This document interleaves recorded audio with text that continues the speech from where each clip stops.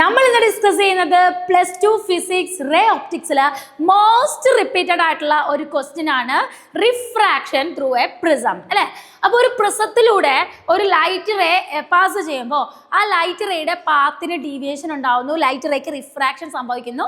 അപ്പോൾ ആ റിഫ്രാക്ഷനുമായിട്ട് ബന്ധപ്പെട്ട പ്രിസവുമായിട്ട് ബന്ധപ്പെട്ട ചോദ്യങ്ങൾ പരീക്ഷയ്ക്ക് എപ്പോഴും നമുക്ക് പ്രതീക്ഷിക്കാവുന്നതാണ്. ഈവൻ ക്രിസ്മസ് എക്സാം ആണെങ്കിലും ബോർഡ് എക്സാം ആണെങ്കിലും ഈ ചോദ്യം ഒരു 4 to 5 മാർക്സിനാണ് നമ്മൾ എന്ത് ചെയ്യുന്നത്, എക്സ്പെക്ട് ചെയ്യുന്നത്.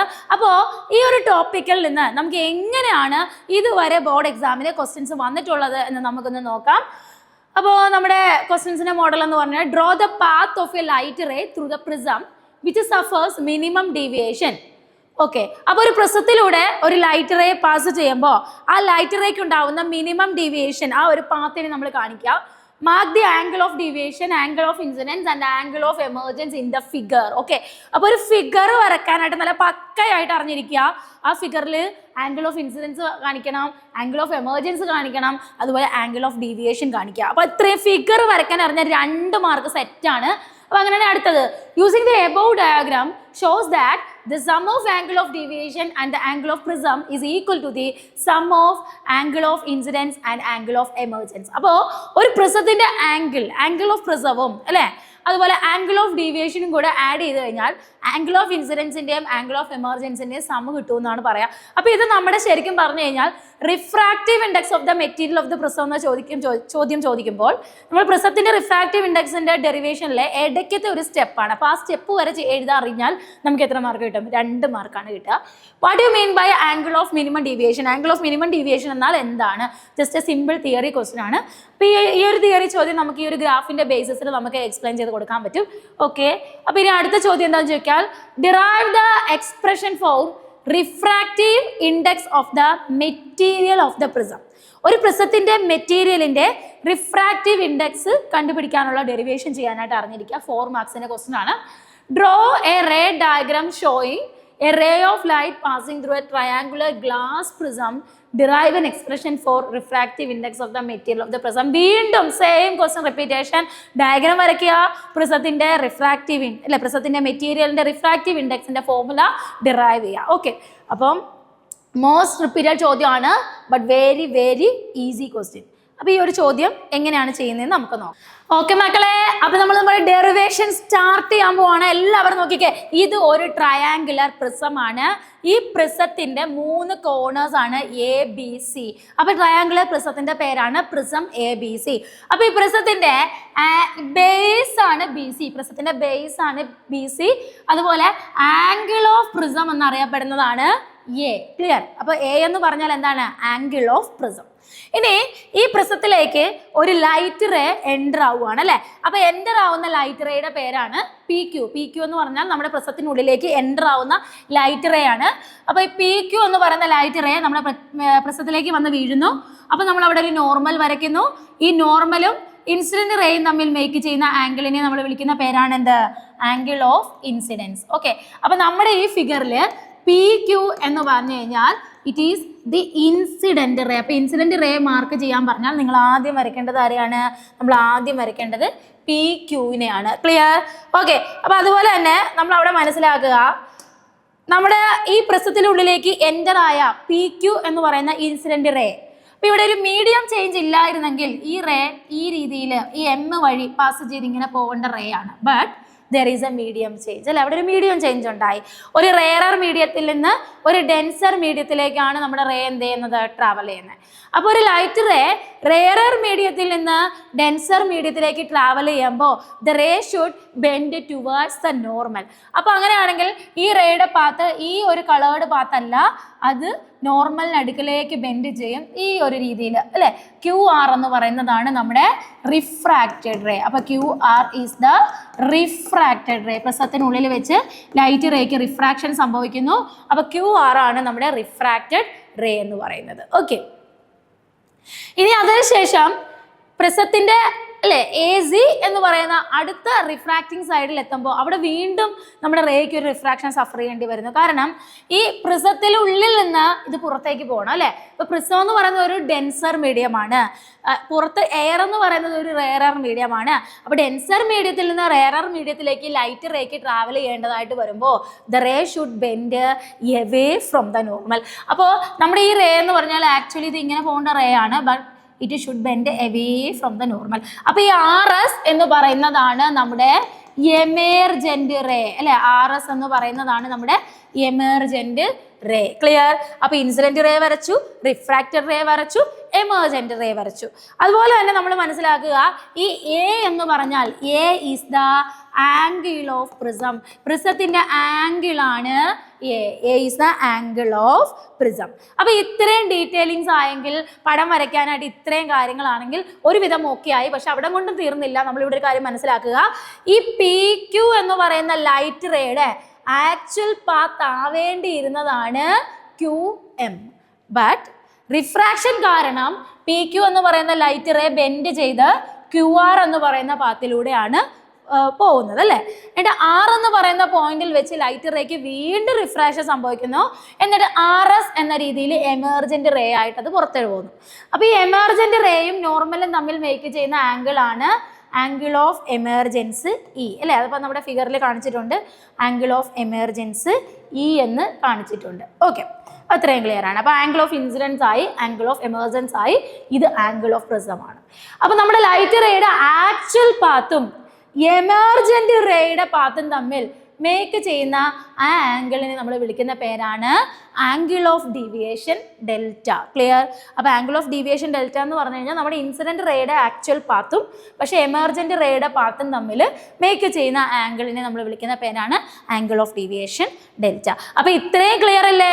അപ്പോൾ പടം ഇത്രയും വരയ്ക്കാനായിട്ട്, ഇത്രയും കാര്യങ്ങൾ അറിയാം, ഇത്രയും വരച്ചു കൊടുക്കാനായിട്ട് നിങ്ങൾക്ക് പറ്റുമെങ്കിൽ പ്രിസത്തിന്റെ ഡയഗ്രം വരയ്ക്കുന്നതിൻ്റെ 2 മാർക്ക് നിങ്ങൾക്ക് സെറ്റാണ്. അപ്പം അങ്ങനെയാണെങ്കിൽ നമുക്ക് ബാക്കി ഡെറിവേഷനിലോട്ട് പോവാം. അപ്പം എല്ലാവരും ഈ ഫിഗറിലോട്ടൊന്ന് ശ്രദ്ധിച്ചേ. ഈ ഫിഗറിൽ നമുക്കൊരു ക്വാഡ്രിലാറ്ററൽ കാണാൻ പറ്റും അല്ലേ. ഒരു ക്വാഡ്രിലാറ്ററൽ AQNR അല്ലേ. അപ്പോൾ ഒരു ക്വാഡ്രിലാറ്ററലിന്റെ ഓപ്പോസിറ്റ് ആംഗിൾ, ടോട്ടൽ ആംഗിൾസിന്റെ സം എന്ന് പറഞ്ഞാൽ 360 ഡിഗ്രി ആണ്. അപ്പോൾ ഓപ്പോസിറ്റ് ആംഗിൾസിന്റെ സം എന്ന് പറയുന്നത് 180 ആണ്. അപ്പോൾ ഈ ക്വാഡ്രിലാറ്ററലിന്റെ പേരാണ് AQNR.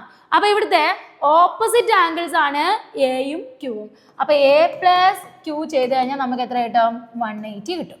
അതുപോലെ മറ്റ് 2 ഓപ്പോസിറ്റ് ആംഗിൾസ് ആണ് Qവും Rഉം. സോ A+N നമ്മൾ ചെയ്ത് കഴിഞ്ഞാൽ നമുക്ക് 180 കിട്ടും. അതുപോലെ Q+R ചെയ്താലും നമുക്ക് എത്ര കാൽക്കുലേറ്റ് ചെയ്യാം? 180 നമുക്ക് കിട്ടും. അപ്പോൾ നമ്മുടെ ക്വാഡ്രിലാറ്ററലിൽ നിന്ന് നമുക്ക് കിട്ടിയ 2 ഇക്വേഷൻസ് ആണ്. ഈ ഇക്വേഷൻ നമ്മൾ 1ാമത്തെ ഇക്വേഷൻ ആയിട്ട് എടുക്കുകയാണ്. ഇനി അതുപോലെ ഈ ഫിഗറിൽ നിങ്ങളൊന്ന് ശ്രദ്ധിച്ചേ, ഇവിടെ PQ എന്ന് പറയുന്ന റേ ഇൻസിഡന്റ് ആവുമ്പോൾ ഇൻസിഡന്റ് ആംഗിൾ I നമ്മൾ മാർക്ക് ചെയ്തിട്ടുണ്ട്. അപ്പോൾ ഈ Q എന്ന് പറയുന്ന പോയിന്റ് അല്ലെ, Q എന്ന് പറയുന്ന പോയിന്റ് നമ്മുടെ ഇൻസിഡന്റ് റേയുടെ ഒറിജിനൽ പാത്താണ് നമ്മൾ ഈ ഓറഞ്ച് കളറിൽ QM എന്ന് പറഞ്ഞ് കാണിച്ചിരിക്കുന്നത്. അപ്പോൾ ഇത് ഇത്രയും I ആണെങ്കിൽ ഇത് മൊത്തം I അല്ലേ. അതിൽ ഇത്രയും R1 ആണെങ്കിൽ ബാക്കി I - R1 എന്ന് എഴുതാം. അതുപോലെ ഇത് ഇത്രയും E ആണെങ്കിൽ ഇത് മൊത്തം E ആണല്ലോ. അപ്പം അങ്ങനെയാണെങ്കിൽ അതിനുള്ളിൽ നമുക്ക് ഇത് ഇത്രയും R2 ആണെങ്കിൽ ബാക്കി വന്ന ഈ ഒരു പോർഷൻ നമുക്ക് E - R2 എന്ന് നമുക്ക് എഴുതാൻ പറ്റും. ഓക്കെ, അത്രയും നമ്മൾ വരച്ചു കൊടുത്തു. ഇനി ഇവിടെ നിങ്ങൾ അടുത്തതായിട്ട് ശ്രദ്ധിക്കേണ്ട ഒരു പോയിന്റ് എന്ന് പറഞ്ഞു കഴിഞ്ഞാൽ നമുക്കിവിടെ ഒരു ട്രയാങ്കിൾ ഉണ്ട്, ട്രയാങ്കിൾ QNR. ഒരു ട്രയാങ്കിളിലെ എല്ലാ ആംഗിൾസിൻ്റെ സം എടുത്തു കഴിഞ്ഞാൽ നമുക്ക് 180 ഡിഗ്രി കിട്ടണം അല്ലേ. അപ്പോൾ ഈ ട്രയാങ്കിൾസിലെ ആംഗിൾസ് ആണ് angle R1, R2 and N. അപ്പോൾ R1 + R2 + N = 180 ഡിഗ്രി. അപ്പോൾ ഇതാണ് നമ്മുടെ 2ാമത്തെ ഇക്വേഷൻ. അപ്പോൾ നമ്മൾ ഈ 2 ഇക്വേഷൻസ് ഒന്ന് കമ്പയർ ചെയ്തേ. A+N = 180, R1 + R2 + N = 180. അപ്പോൾ ഇതിൽ നമുക്കൊരു കാര്യം മനസ്സിലായി.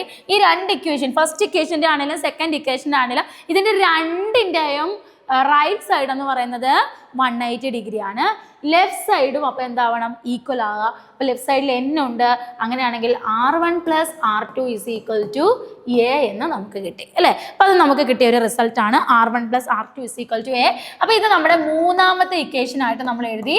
ഫ്രം 1 and 2, 1ൽ നിന്ന് 2ൽ നിന്ന് നമ്മൾ മനസ്സിലാക്കി R1 + R2 = A എന്ന് നമുക്ക് കിട്ടി. അപ്പോൾ ഇവിടം വരെ എല്ലാവർക്കും സെറ്റ് അല്ലേ? അപ്പോൾ അങ്ങനെയാണെങ്കിൽ നമുക്ക് ബാക്കി പറയാം. അതായത് നമ്മൾ ഇവിടെ ഒരു ട്രയാങ്കിൾ കൺസിഡർ ചെയ്യാണ്. നമ്മൾ കൺസിഡർ ചെയ്യുന്ന ട്രയാങ്കിൾ ആണ് കൺസിഡർ ട്രയാങ്കിൾ QMR അല്ലേ. Consider triangle QMR.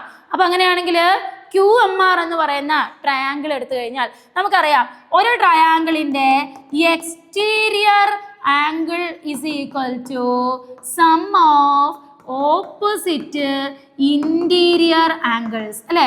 ഒരു ട്രയാങ്കിളിന്റെ എക്സ്റ്റീരിയർ ആംഗിൾസ് എന്ന് പറഞ്ഞു കഴിഞ്ഞാൽ എന്തിന്റെ സമ്മാണ്? Sum of opposite interior angle ആണ്. അപ്പൊ ഇവിടെ എക്സ്റ്റീരിയർ ആംഗിൾ ആയിട്ട് വരുന്നത് ഡെൽറ്റ അല്ലേ. അപ്പൊ ഡെൽറ്റ ഈസ് ഈക്വൽ ടു ഡെൽറ്റയ്ക്ക് ഓപ്പോസിറ്റ് ആയിട്ട് വരുന്ന ഇന്റീരിയർ ആംഗിൾസ് ഏതൊക്കെയാ? I - R1 E - R2. അപ്പോൾ delta is equal to I - R1 + E - R2. That is I + E - R1 + R2 is equal to delta. Clear? അപ്പോൾ delta is equal to I + E - R1 + R2. What is R1 + R2? R1 + R2 എന്ന് പറഞ്ഞാൽ A ആണ് അല്ലേ. Okay, അപ്പോൾ delta is equal to I + E - A.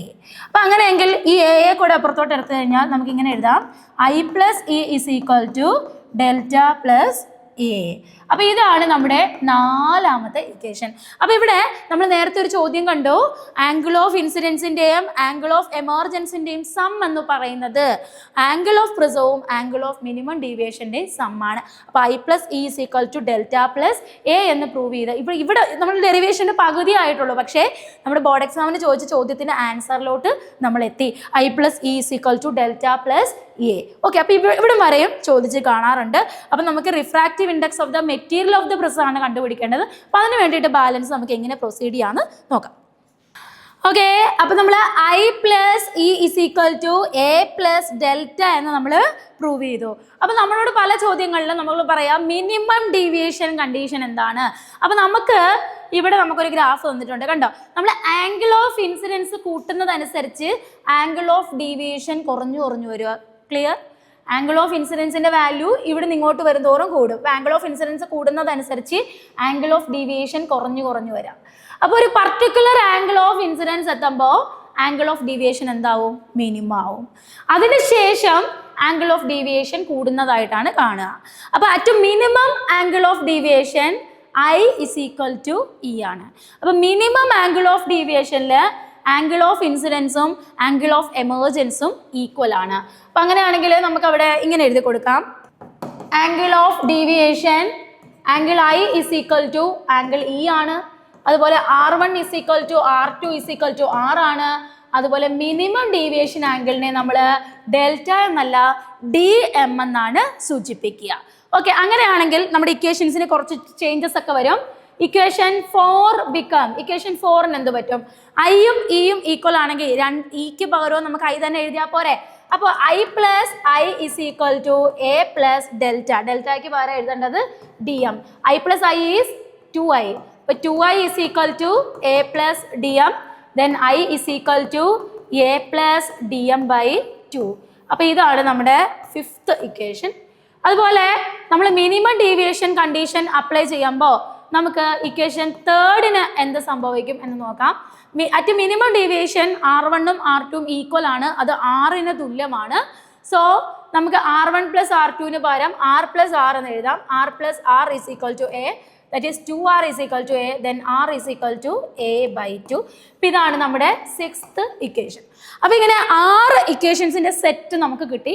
ഇനി നമ്മൾ Snell's law apply ചെയ്യുകയാണ്. എന്താണ് സ്നെൽസ് ലോ?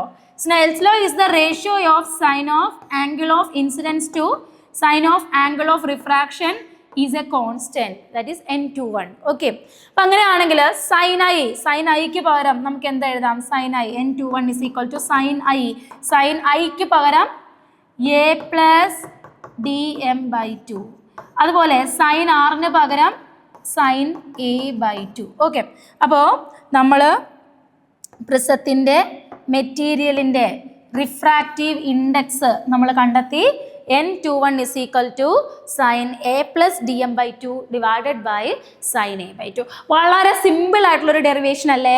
അപ്പോൾ ഈ ഒരു ഡെറിവേഷൻ നമ്മുടെ ബോർഡ് എക്സാമിന് ചോദിച്ചു കഴിഞ്ഞാൽ നമുക്ക് കിട്ടുക 4 മാർക്കാണ്. അതുകൊണ്ട് എല്ലാവരും ഈ ഡെറിവേഷൻ പഠിച്ചിട്ട് മാത്രം എക്സാമിന് പോവുക. വളരെ ഈസി ആയിട്ടുള്ള ഒരു ഡെറിവേഷൻ ആയിരുന്നു. ഇനി പ്രസവവുമായിട്ട് ബന്ധപ്പെട്ട് നമ്മൾ ശ്രദ്ധിക്കുക, ആംഗിൾ ഓഫ് ഇൻസിഡൻസും ആംഗിൾ ഓഫ് ഡീവിയേഷനും തമ്മിലുള്ള ഗ്രാഫ് വരയ്ക്കാനായിട്ട് പ്രത്യേകമായിട്ട് ഓർക്കുക. നമ്മുടെ NCERT ടെക്സ്റ്റ് ബുക്കിലുള്ള സെയിം ഗ്രാഫാണ്. അപ്പോൾ ഇവിടെ നമ്മൾ മനസ്സിലാക്കുക, ആംഗിൾ ഓഫ് ഇൻസിഡൻസ് കൂടുന്നതനുസരിച്ച് ആംഗിൾ ഓഫ് ഡീവിയേഷൻ കുറഞ്ഞു വരികയാണ്.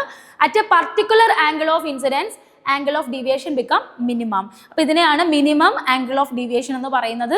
അപ്പം അതിനുശേഷം ആംഗിൾ ഓഫ് ഡീവിയേഷൻ ഇൻക്രീസ് ചെയ്യുന്നതായിട്ടാണ് നമുക്ക് കാണുക. അപ്പോൾ ഈ ഒരു ഗ്രാഫ് വരയ്ക്കാനായിട്ട് എല്ലാവരും ഒന്ന് പ്രത്യേകം ശ്രദ്ധിക്കുക. അപ്പോൾ ഗ്രാഫ് വരയ്ക്കാനായിട്ട് നല്ല അടിപൊളിയായിട്ട് പഠിച്ചിട്ട് വേണം പോവാൻ. ഓക്കെ, അപ്പോൾ നമ്മുടെ പ്രിസം എന്ന ടോപ്പിക്ക് കംപ്ലീറ്റ് ആവണമെങ്കിൽ സ്മോൾ ആംഗിൾഡ് പ്രിസത്തിൻ്റെ ഫോർമുലയും കൂടെ നമ്മൾ പറഞ്ഞാൽ മാത്രമേ പ്രിസം എന്ന ടോപ്പിക്ക് നമുക്ക് A to Z കംപ്ലീറ്റ് ചെയ്തു എന്നുള്ള രീതിയിൽ നമുക്ക് പറയാൻ പറ്റുള്ളൂ. അപ്പോൾ നമ്മളിപ്പോൾ പഠിച്ച പ്രിസം ഫോർമുല എന്തായിരുന്നു? We have prism formula. നമ്മൾ പഠിച്ച പ്രിസം ഫോർമുല, അതായത് refractive index of the prism നമ്മളിപ്പോൾ ഡിറൈവ് ചെയ്തു. Prism formula n21 is equal to sin a plus dm/2 divided by sin a/2. Clear? അപ്പോൾ ഈ ഒരു പ്രിസം ഫോർമുല ഇല്ലേ, ഫോർ സ്മോൾ ആംഗിൾഡ് പ്രിസം DM-ഉം വളരെ സ്മോൾ ആണ് അല്ലേ, എയും സ്മോൾ ആണ്. എ എന്ന് പറഞ്ഞാൽ ആംഗിൾ ഓഫ് പ്രിസം ആണ്. For a small angled prism, ഒരു സ്മോൾ ആംഗിൾഡ് പ്രിസത്തിൻ്റെ കേസിൽ എ DM ഇതൊക്കെ വളരെ സ്മോൾ ആയിരിക്കും. അപ്പം നമ്മൾ അതിൻ്റെ കൂടെ സൈൻ ചേർത്ത് എഴുതുന്നതിൽ മീനിങ് ഇല്ല. സോ നമുക്ക് n21 is equal to sign ഒഴിവാക്കി എഴുതാം. That is a plus dm/2 divided by a/2. അപ്പോൾ ഇവിടെ 2 കട്ടായി. അപ്പോൾ n21 is equal to a plus dm/a എന്ന് കിട്ടും അല്ലേ? ഓക്കെ, അപ്പോൾ അതിൻ്റെ ബാലൻസ് നമുക്ക് ഇപ്പുറത്ത് എഴുതാം. n21 is equal to denominator, common denominator ആണ്. So a/a plus dm/a, that is n21 is equal to 1 plus dm/a. Clear? അപ്പം അങ്ങനെയാണെങ്കിൽ n21 minus 1 is equal to dm/a, then dm is equal to a into n21 minus 1. അപ്പോൾ ഒരു small angled പ്രിസത്തിൻ്റെ angle of minimum ഡീവിയേഷൻ്റെ ഫോർമുലയാണ് നമ്മളിപ്പോൾ ഇവിടെ derive ചെയ്തത്. ഓക്കെ, അപ്പോൾ ഇതോടുകൂടി നമ്മുടെ പ്രിസം എന്ന് പറയുന്ന ടോപ്പിക്കിലെ എല്ലാ പോർഷൻസും നമ്മൾ കവർ ചെയ്തിട്ടുണ്ട്. ഓക്കെ, അപ്പം പ്രിസവുമായിട്ട് ബന്ധപ്പെട്ട കാര്യങ്ങൾ നമുക്ക് തീർച്ചയായും നമ്മുടെ ബോർഡ് എക്സാമിന് അല്ലെങ്കിൽ ക്രിസ്മസ് എക്സാമിന് നമുക്ക് പ്രതീക്ഷിക്കാവുന്നതാണ്. അപ്പോൾ എല്ലാവരും നന്നായി പഠിക്കുക, നല്ല മാർക്ക് വാങ്ങിക്കുക. Okay, thank you.